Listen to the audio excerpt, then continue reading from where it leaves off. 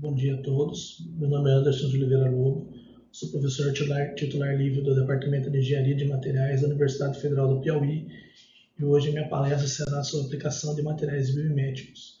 Inicialmente vou falar um pouco sobre o estado da arte e depois mostrar quais são os trabalhos que desenvolvo nessa área. Bom, como vocês podem observar, a área de materiais biomiméticos ela é crescente, um pouco mais crescente a partir de 2007 até a data de hoje.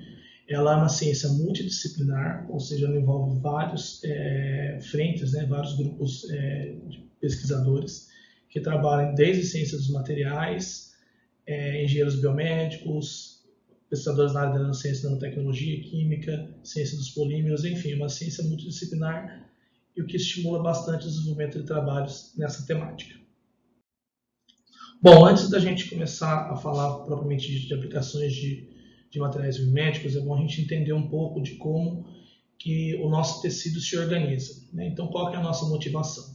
A nanotecnologia está presente em todos os tecidos do nosso corpo e ela mimetiza o nano e microambiente celular. Então, nós temos aqui uma visão geral de como que seria a célula, de 20 a 50 microns. Aqui nós temos a matriz extracelular, e se nós fizermos um zoom dessa matriz extracelular, a gente consegue observar exatamente como que é a arquitetura dessa matriz extracelular.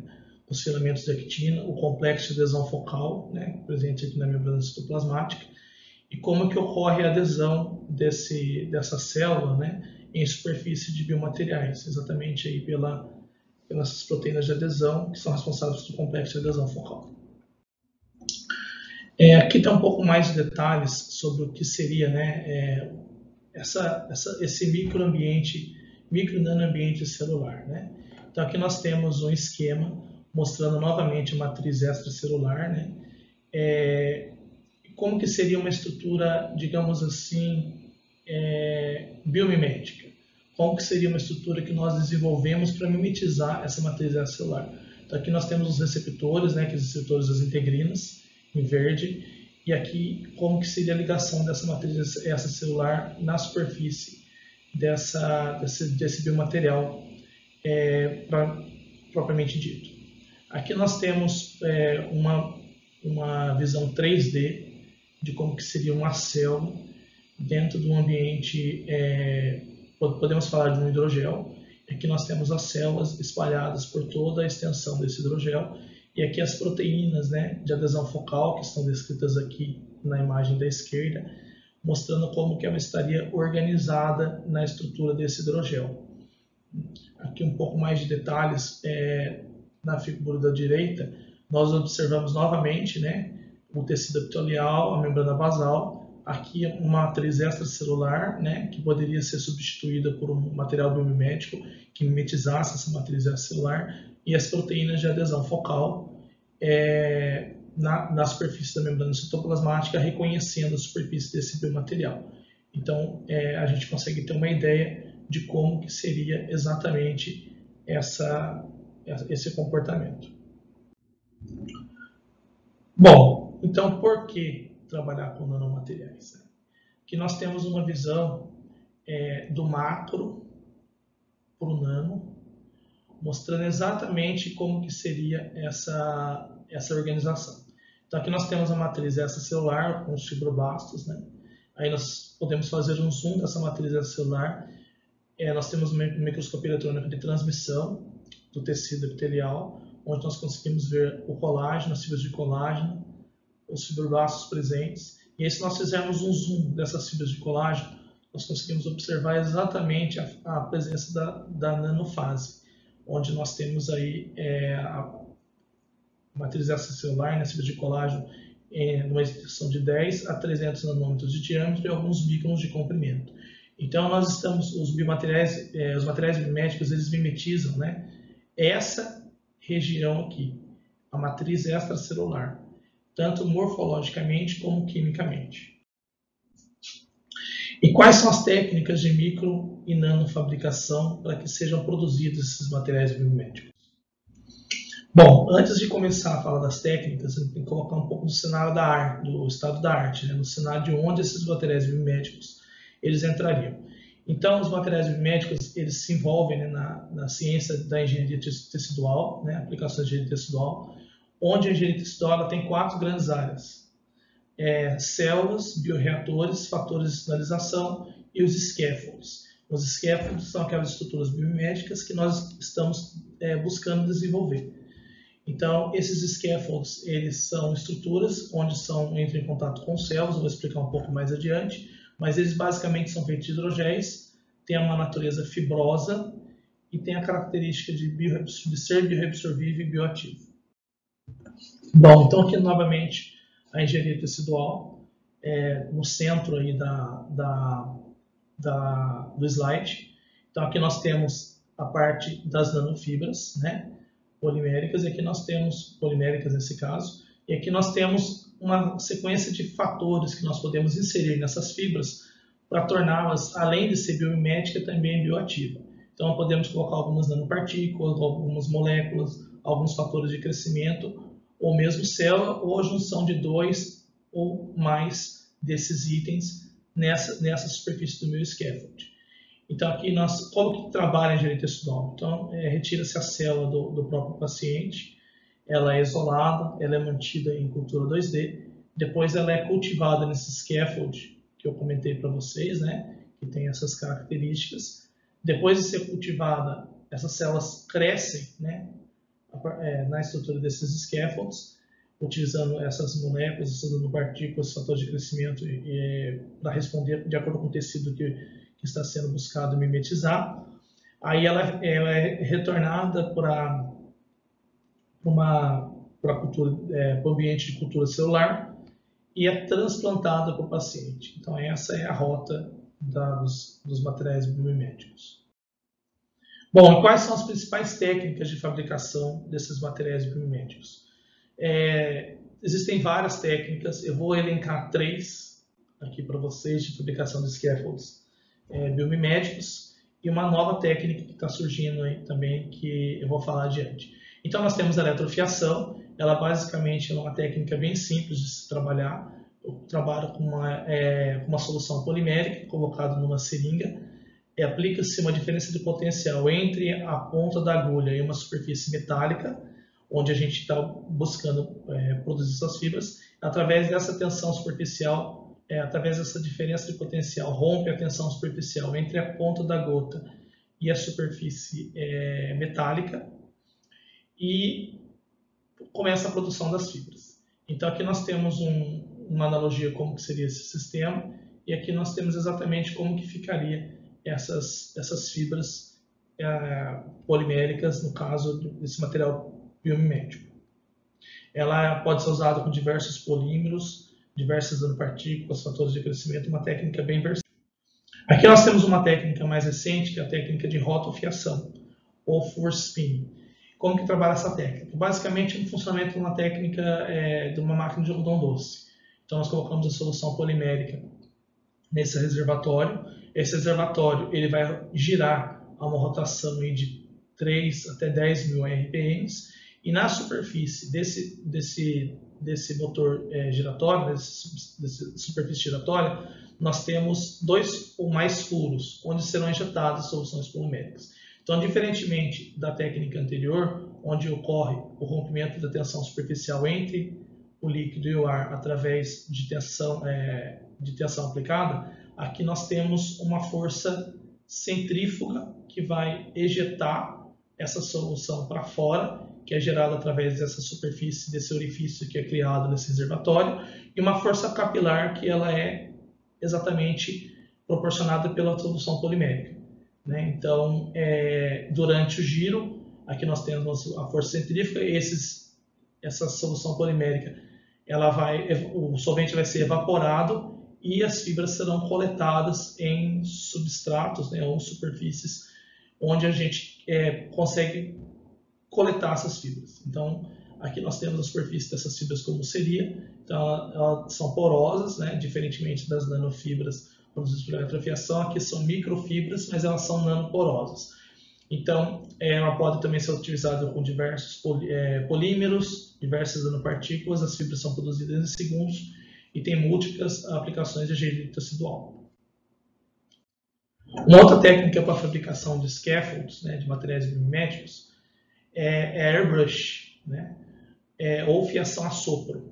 Então aqui nós temos um sistema, na verdade nós temos dois sistemas aqui para mostrar para vocês. Um deles é um acessório bem simples, geralmente é utilizado para fazer eletrofiação coaxial também, onde ela entra o ar para a superfície externa aqui do reservatório, né, dessa peça.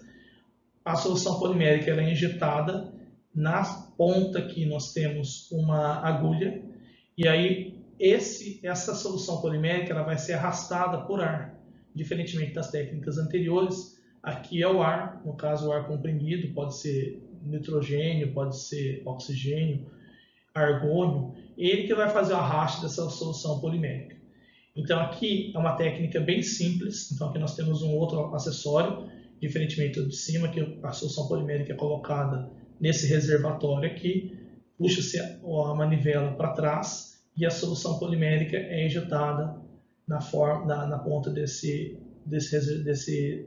peça, né, dessa pistola.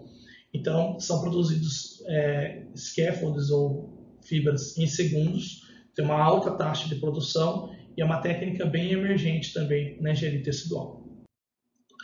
Nós temos uma outra técnica que também é utilizada, né, para fazer a produção de scaffolds ou de materiais biomiméticos para a engenharia tecidual, que é a técnica de impressão 3D. Qual a vantagem da técnica de impressão 3D? Né?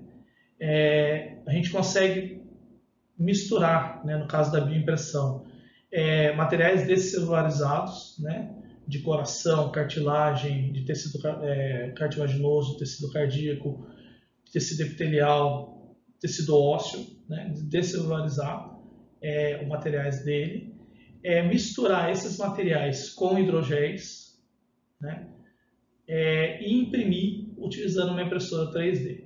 Então, qual a vantagem dessa técnica? Ela não é nanométrica, mas nós conseguimos colocar nessa biotinta ou nesse material que nós vamos imprimir nanopartículas, fatores de crescimento, né, ou outros materiais nanométricos para dar alguma característica especial nessa biotinta. Então, a vantagem de a gente associar a impressão 3D para a produção de materiais biomiméticos é exatamente o potencial que nós temos de fazer a bioconstrução. Então, nós conseguimos construir várias camadas, conseguimos projetar um tecido para a construção, utilizando o modelo de CAD. Através dessas camadas, nós conseguimos automaticamente produzir estruturas biométricas, carregamos um sistema de software, um CAD, uma figura biométrica do tecido cartilaginoso, do tecido ósseo, por exemplo, e nós conseguimos imprimir exatamente aquela estrutura biomimética. Qual é a grande vantagem dessa técnica? Né? Você tem mais controle, diferentemente da eletrofiação, da rotofiação e do brush. Então aqui você tem um controle da sua estrutura. Então lá, digamos que o sistema ele é reprodutível, só que você não consegue controlar. Eu quero tantas fibras, eu quero tantos diâmetros, eu quero X diâmetro de fibras, eu quero X espessura.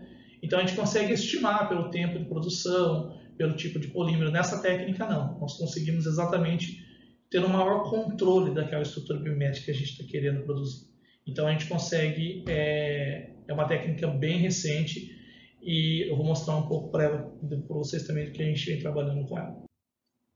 Bom, agora que já deu uma estado da arte sobre porquê da nanotecnologia, qual a vantagem de você trabalhar com materiais biomiméticos e quais são as principais técnicas de fabricação desses materiais biomiméticos, eu vou mostrar um pouco agora o que o Laboratório de Materiais Bioinspirados e Nanotecnologia Aplicada aqui da Universidade Federal do Piauí vem desenvolvendo nessa temática.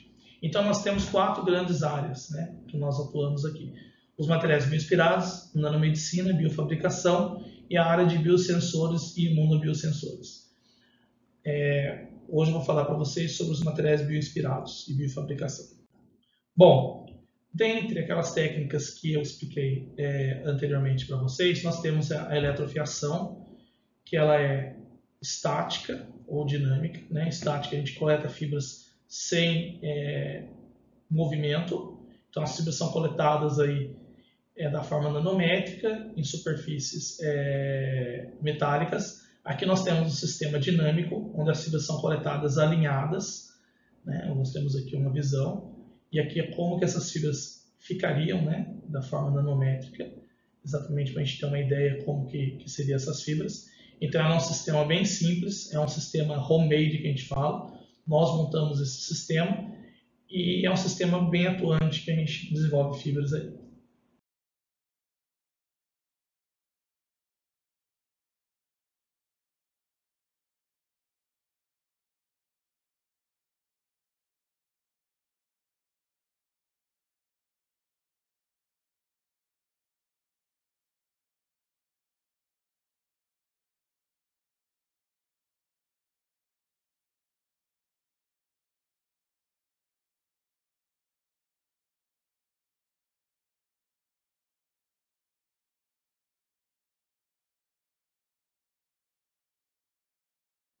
Uma outra técnica que nós trabalhamos é a técnica de rotofiação, ou force spinning que eu comentei com vocês. Só voltando, né, essa técnica de rotofiação, posso trabalhar com diversos polímeros, né, poliésteres no geral. Então a solução polimérica é colocada na superfície desse motor rotativo. As fibras são coletadas em segundos, né, nesse reservatório. Também é uma técnica montada no laboratório. É uma alta taxa de produção e a gente consegue produzir fibras aí com uma boa estrutura. Porque essas fibras elas são micrométricas, mas nanoporosas, então aqui tem uma ideia de como que poderiam ser fabricadas essas fibras. E aqui alguns polímeros que são usados no laboratório. Outra técnica que a gente utiliza também é a técnica do brush, né, ou fiação a sopro. É uma técnica bem simples, a gente coloca a solução polimérica nesse reservatório e produz os scaffolds aí em segundos. Aí tem até uma ideia de como que produziria esses scaffolds através desse vídeo curto, mas já dá para ter uma ideia do potencial dessa técnica. As fibras são micrométricas, mas ou nano, então o controle é bem difícil, como eu descrevi anteriormente, né? Um controle bem difícil, mas à medida do possível nós conseguimos produzir fibras com uma boa espessura e com uma boa distribuição. Então é uma técnica bem interessante para a produção de scaffolds.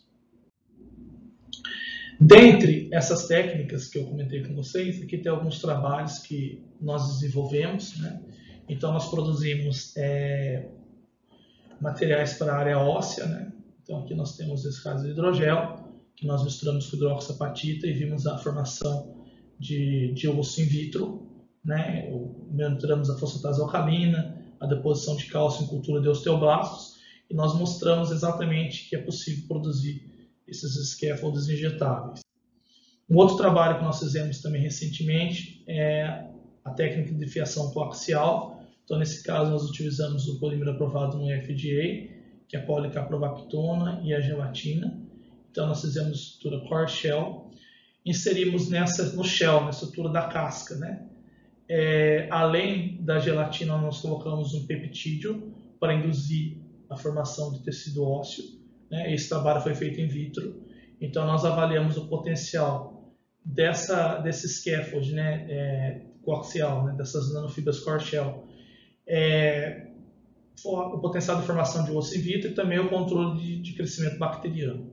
É um outro quesito muito importante que nós temos que pensar, é que o nosso scaffold, o nosso material biométrico, além ele ter o potencial para regenerar o tecido que a gente escolheu, né, desenvolver aquele material, ele também consiga reduzir a taxa de infecção bacteriana, né, ou seja, ele consiga ao mesmo tempo que ele produza, faça com que produza um tecido, ele também evita o crescimento de bactérias e com isso evitando a contaminação cruzada.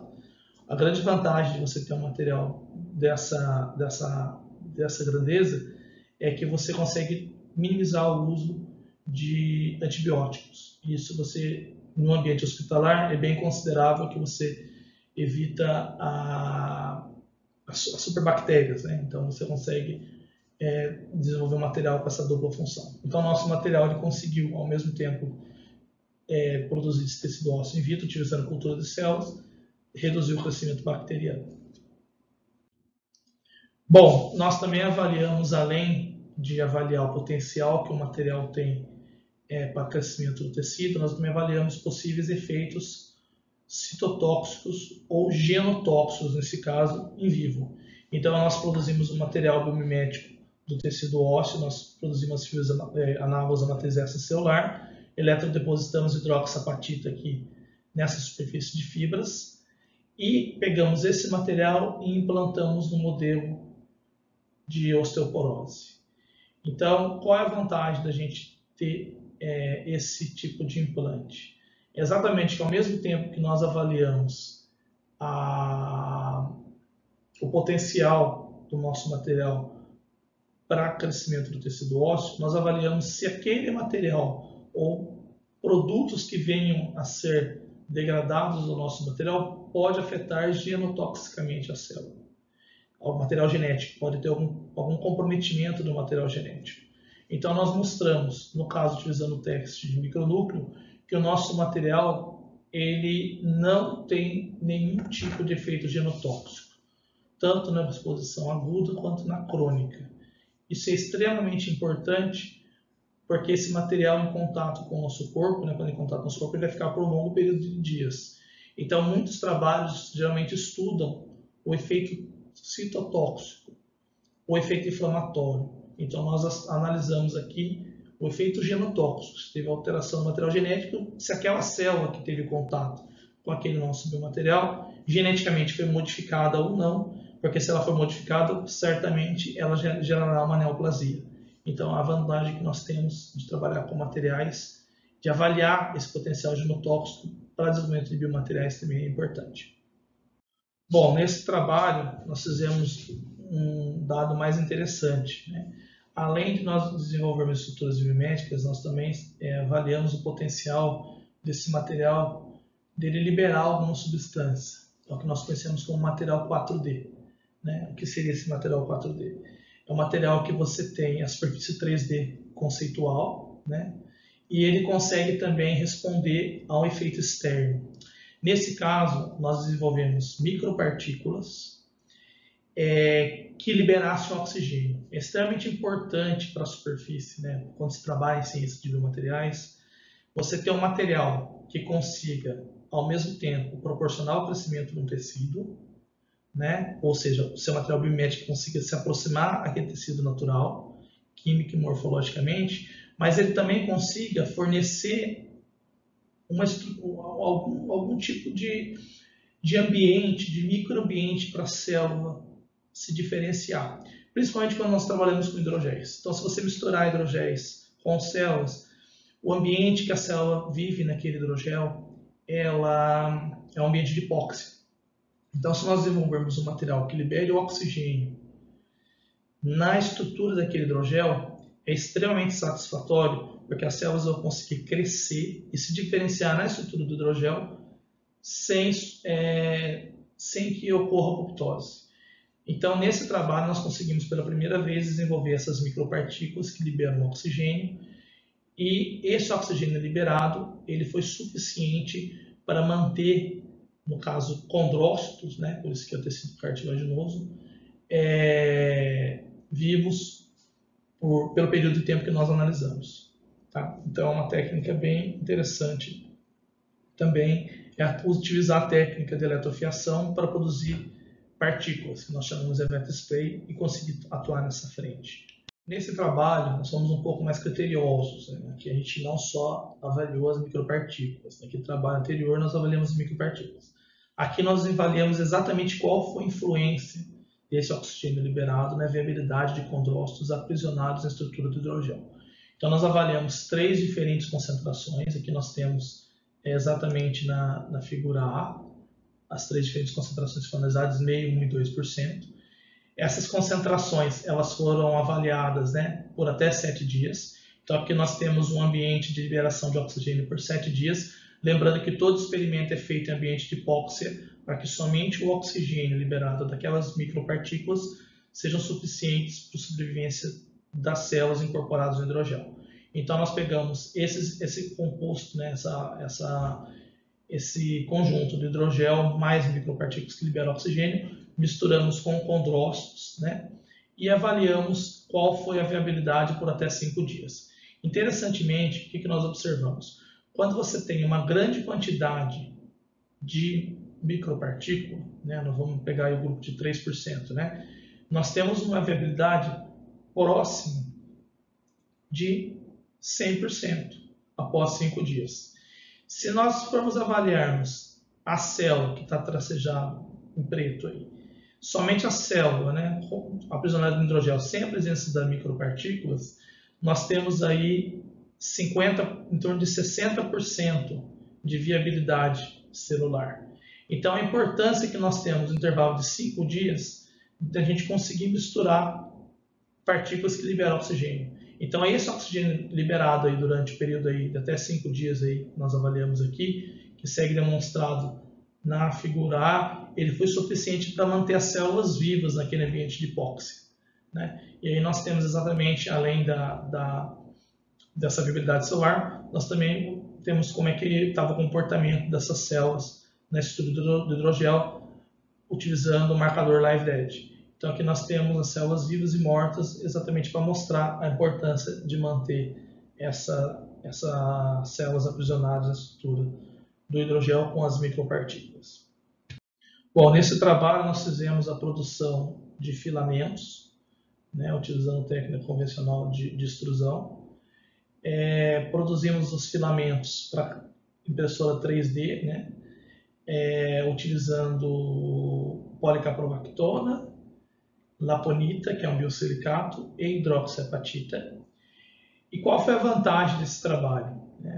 Além de a gente desenvolver o filamento, que é um filamento relativamente novo, para utilizar na parte óssea, nós utilizamos esse filamento por uma impressora, não por uma impressora 3D, uma caneta 3D, que facilitaria a utilização desse filamento por um médico no ambiente de cirurgia. Então, qual a vantagem dessa técnica da caneta? Nós fizemos um filamento totalmente bioativo, que como segue demonstrado aqui na figura A, B e C, com a presença de hidroxiapatita e laponita, e ao mesmo tempo esse filamento ele pode ser levado para a estrutura clínica, utilizando essa caneta 3D. Aqui nós temos essa caneta 3D, ela uma vez estéril, esse filamento pode ser colocado facilmente aqui na superfície dessa caneta. Ela imprime em tempo real essa estrutura bioativa. Então, um médico, cirurgião, durante uma fratura, ele pode exatamente estar utilizando essa caneta para aquele ambiente de cirurgia, para preenchimento daquela fratura. Então, aqui é a utilização do material biomimético com a praticidade de uma caneta 3D para ser levada para o ambiente clínico. Essa é a vantagem da utilização dessa caneta.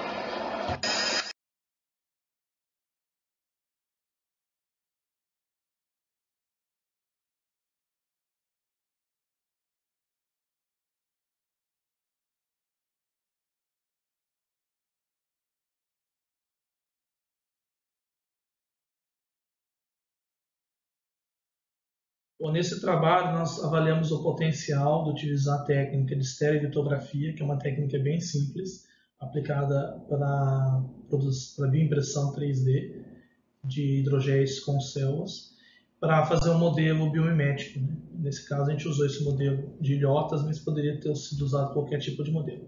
Qual a vantagem dessa técnica? Você projeta uma imagem construída em CAD, um modelo de CAD num projetor de slides convencional, uma técnica de baixo custo. Essa imagem é projetada por um conjunto de lentes na superfície e a partir do gerador de imagem digital, que é o DMD. Ele é um gerador também utilizado em projetor de slides, né? Esse convencional que a gente utiliza.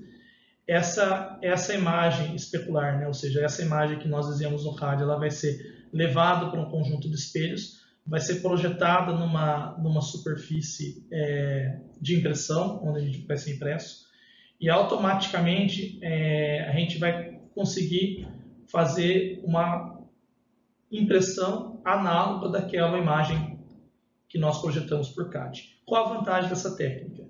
A vantagem dessa técnica é que o eixo X e Y ele é controlado pela nossa figura, né? Nós fazemos construções em CAD de figuras em 2 dimensões e o eixo Z ele é controlado pela altura. Então, qual a vantagem dessa técnica em relação à bioimpressão 3D convencional? Essa técnica, a resolução dela é muito melhor. Aí a gente está falando de resolução em torno de 10 a 20 microns ou 5 microns. Depende muito do projetor DMD que nós utilizamos. Ao mesmo tempo que nós fazemos essa produção em camadas, né, que a gente fala, essa bioimpressão em camadas, nós conseguimos produzir diversos tipos de estruturas. Então, eu posso imprimir uma ilhota como nessa figura, posso imprimir uma outra estrutura diferente da camada superior. Então, eu vou fazendo camadas com diferentes tipos de estruturas. E essas estruturas são impressas com hidrogéis e células vivas. Qual a vantagem, então? A vantagem é que eu consigo produzir um tecido biomimético. Eu consigo fazer um tecido complexo, coisa que a impressão 3D ou a bioimpressora 3D não consegue, não tem resolução para isso. Então, essa é a técnica de DMD, é uma técnica muito utilizada para construções de microbioreatores e de modelos de patologias, para estudos in vitro. Então, nós começamos com essa área aqui na Universidade Federal do Piauí. Então, aqui nós temos a estrutura bioimpressa, nesse caso nós utilizamos o GELMA, que é a gelatina com grupo metacrilato, e o PEG, com grupo metacrilato também, ou de acrilato, né? Então, a gente pode usar os dois. Então, nós imprimimos essas estruturas utilizando uma técnica simples e de baixo custo. Bom, nós também temos aqui na Universidade Federal do Piauí para produção de materiais biomiméticos uma bioimpressora 3D. Aqui nós temos, como comentei com vocês, nós temos a produção dessas estruturas biomiméticas utilizando modelo de CAD. Essa estrutura biomimética era colocada nessa impressora 3D, que ela trabalha com 2 bicos, né? Trabalha com 2 bicos aqui. A gente pode usar tanto hidrogéis quanto poliéster. A vantagem é que ela funde o próprio material, no caso o poliéster, na própria seringa, porque ela aquece até 160 graus. Então eu não preciso de filamento e eu consigo produzir estruturas biomiméticas em pouco tempo também.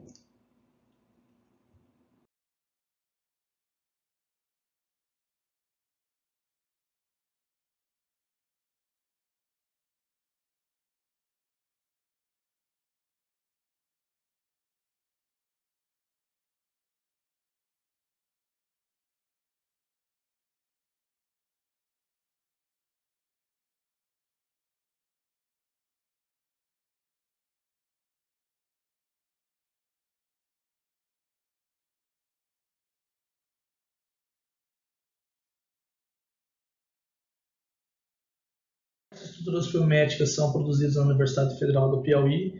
As estruturas biomiméticas, elas são impressas aí, modelo aí, nós temos um modelo de orelha, modelo de nariz, modelo de estruturas biomiméticas. Aqui, uma bioimpressão 3D, utilizando células vivas com GELMA. Nós utilizamos também outros hidrogéis, base de quitosana, sulfato de condroitina. Então, são diversos tipos de hidrogéis que são fabricados aqui, são fabricados no próprio laboratório e são bioimpressos com diversos tipos celulares.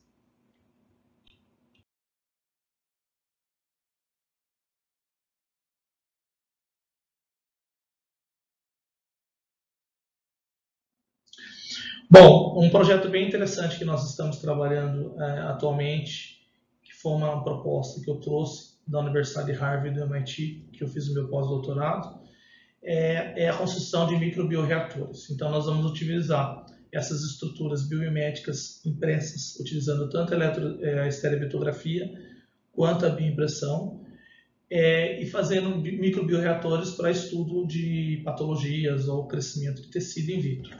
Então, aqui nós temos como que iniciou esse trabalho, né? Como que seria a estrutura impressa seria colocada em chips, que está representado por esse PDMS. Ela teria estruturas biométricas, a gente avaliaria diversos tipos celulares com ou não presença de partículas que liberam oxigênio. Essas células cresceriam na estrutura desse hidrogel por semanas ou até meses, depende muito do tipo de hidrogel do que eu estou buscando, e nós acompanharíamos o crescimento desse tecido, dessas células, em tempo real, utilizando o microscópio confocal, o microscópio de fluorescência convencional, com biomarcadores. Então, a gente conseguiria avaliar o crescimento do tecido, do tecido biométrico in vitro, sem a necessidade de troca de meio de cultura. Então, esse projeto a gente já está avaliando e realizando aqui também na Universidade Federal do Piauí. Bom, nós estamos nas redes sociais, o laboratório ele tem, nós temos um website, nós temos uma página no Facebook, nós temos Twitter, temos Instagram, então o laboratório é bem ativo na mídia, então quem quiser mais informações pode nos acompanhar. A gente sempre está postando novidades, postando trabalhos que vêm sendo realizados no laboratório, recentes artigos. Então, fico agora à disposição para você. Bom, espero que todos tenham gostado dessa apresentação, apesar do pouco tempo, eu até estourei um pouco tempo, tentei ser breve, porque o assunto é bem atraente, muito amplo, e o tempo é curto para a gente conseguir falar um pouco mais sobre materiais biomédicos. Então, espero que eu tenha conseguido mostrar uma visão geral de materiais biomédicos e o que vem sendo realizado pelo meu grupo de pesquisa nessa área no Brasil. Muito obrigado pela atenção de todos. E essas são as referências bibliográficas utilizadas no trabalho.